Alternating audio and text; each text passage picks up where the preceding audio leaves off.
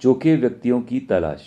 कष्ट पीड़ित, कामनाग्रस्त, रिद्धि सिद्धि के आकांक्षी, स्वर्ग मुक्ति के फेर में पड़े हुए विरक्त निराश व्यक्ति भी हमारे संपर्क में आते रहते हैं। ऐसे कितने ही लोगों से हमारे संबंध भी हैं, पर उनसे कुछ आशा हमें नहीं रहती, जो अपने निजी गोरख धंधे में इतने अधिक उलझे हुए हैं कि ईश्वर, देवता, साधु, गुरु किसी का भी उपयोग अपने लाभ के लिए करने का ताना बाना बुनते रहते हैं। वे बेचारे सचमुच दयनीय हैं। जो लेने के लिए निरंतर लालायित हैं, उन गरीबों के पास देने के लिए है ही क्या? देगा तो वह जिसका हृदय विशाल है, जिसमें उदारता और परमार्थ की भावना विद्यमान है। समाज, युग, देश, धर्म, संस्कृति के प्रति अपने उत्तरदायित्व की जिसमें कर्तव्य बुद्धि जम गई होगी, वही लोक कल्याण की बात सोच सकेगा और वही वैसा कुछ कर भी सकेगा। आज के व्यक्तिवादी स्वार्थपरायण युग में ऐसे लोग चिराग लेकर ढूंढने पड़ेंगे। पूजा उपासना के क्षेत्र में अनेक व्यक्ति अपने आप को अध्यात्मवादी कहते और मानते रहते हैं, पर उनकी सीमा अपने आप तक ही सीमित है। इसलिए तत्वतः वे भी संकीर्ण व्यक्तिवादी ही कहे जा सकते हैं। हमारी परंपरा पूजा उपासना की अवश्य है, पर व्यक्तिवाद की नहीं। अध्यात्म को हमने सदा उदारता, सेवा और प्रस्ताव की कसौटी से कसा है और स्वार्थ को खोटा एवं परमार्थी को खरा कहा है। अखंड ज्योति परिवार में दोनों ही प्रकार के खरे खोटे लोग मौजूद हैं।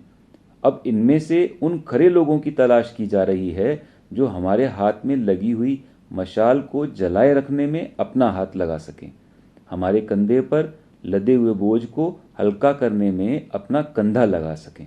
ऐसे ही लोग हमारे प्रतिनिधि या उत्तराधिकारी होंगे। इस छांट में जो लोग आ जावेंगे, उनसे हम आशा लगाए रहेंगे कि मिशन का प्रकाश और प्रवाह आगे बढ़ाते रहने में उनका श्रम एवं स्नेह अनवरत रूप से मिलता रहेगा। हमारी आशा के केंद्र यही लोग हो सकते हैं और उन्हें ही हमारा सच्चा वात्सल्य भी मिल सकता है। बातों से नहीं, काम से ही किसी की निष्ठा परखी जाती है और जो निष्ठावान है उनको दूसरों का हृदय जीतने में सफलता मिलती है। हमारे लिए भी निष्ठावान परिजन ही प्राणप्रिय हो सकते हैं।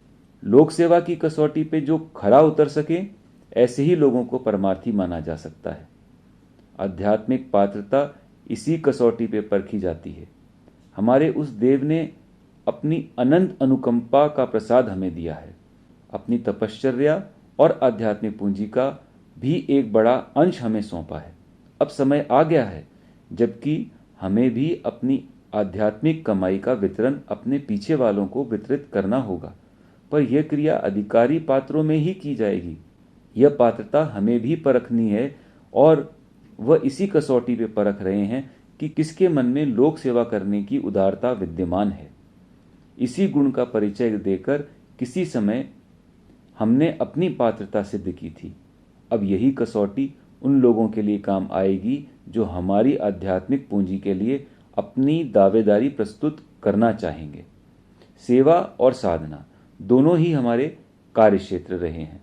हम जानते हैं कि जिनके कंधों पर हम अपनी परंपरा को आगे ले चलने का उत्तरदायित्व सौंपें, वे दोनों ही क्षेत्रों में समान रूप से निष्ठावान हों।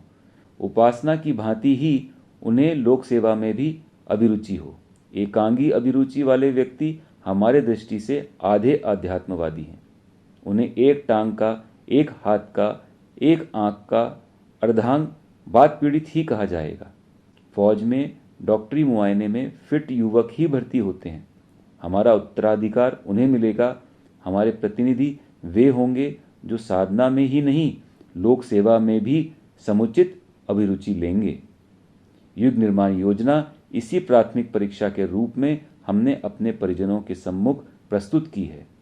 उस कसौटी पर खरे खोटे सहज में, परख में और पकड़ में आते चले जा रहे हैं। अखंड ज्योति, दिसंबर 1964, पृष्ठ 53। प्रणाम।